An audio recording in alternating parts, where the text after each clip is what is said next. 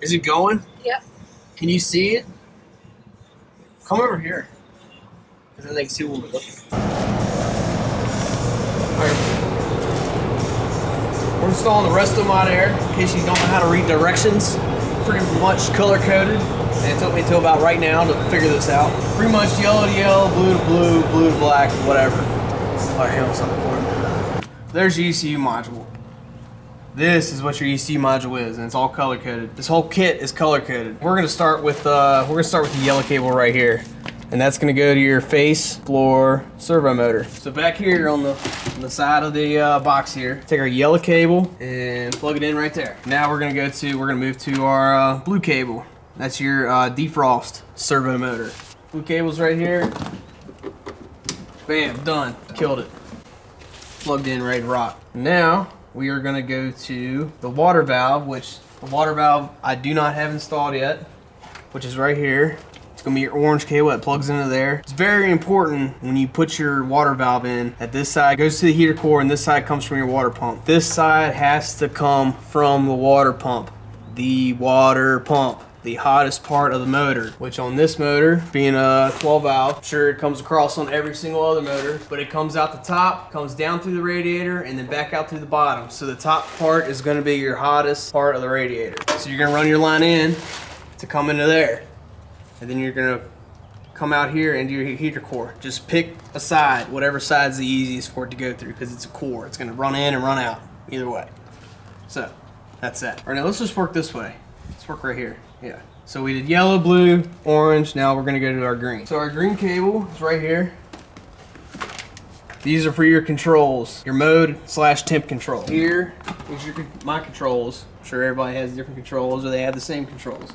But there are two green cables that come out of the back of this right here. Well, you got a male and a female end. So this end here is gonna be the one that plugs into your ECU, and these two plug into your control. Just like this. Just be sure to plug it in where it actually clips in, you know, so the colors match. You don't want to flop it around and shit doesn't work right. And then here's your other one. Bam, done. So there's that's all plugged in.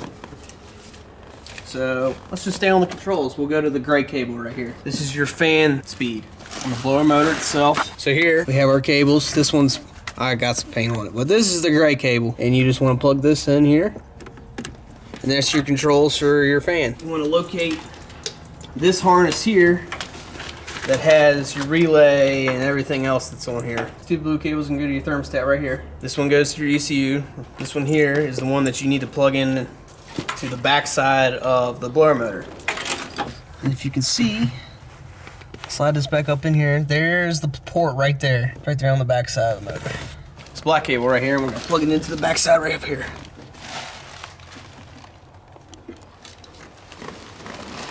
3.5 hours later. I plugged this right in the first time. Alright, we got it. Alright, so 3.5 hours later, we got the cable installed on the back of the blower motor.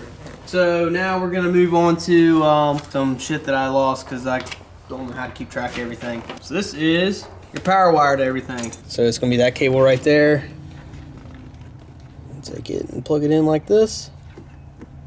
Right along just like that. And that's all plugged in. So now what we're gonna do is we're gonna plug in everything to our ECU. So we'll do blue, and then we'll do yellow, power wire, and then we'll do our green cable. And then your water valve will plug into that port right there, but we're not gonna plug that in right now. Well, we're gonna mount this, I guess we can just mount it right here, up here, right here, right here, somewhere, wherever you wanna mount the damn thing at. All right, now we're gonna move on to the power part of it. All right, so I went ahead and just took the harness off the blower motor, the power and ground.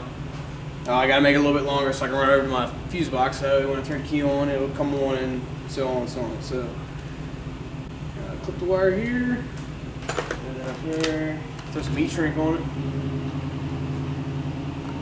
All in there like that. Put our heat shrink up on here.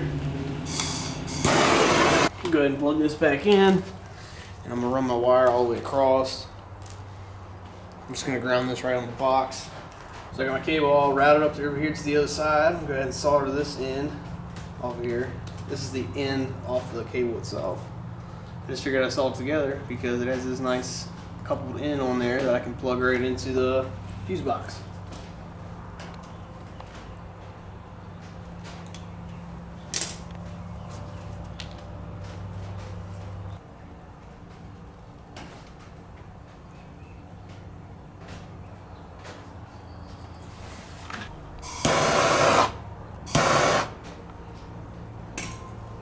Alright, so we got everything all hooked up, and those two wires that were marked, one's black with a stripe and one's red with a stripe, that's your power and ground. So you also want to hook those up so that way you can have control over your servo motors. So we turn the key on. Here's our fan control.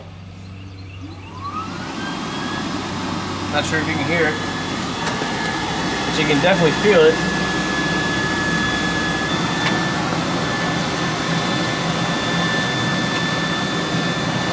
Because you can see that paper moving. Anyways, that's pretty much how you install everything. Now you just got to run your ductwork and everything. These lights do have, or these controls do have lights that go to them. You got a black and red wire that's off of here.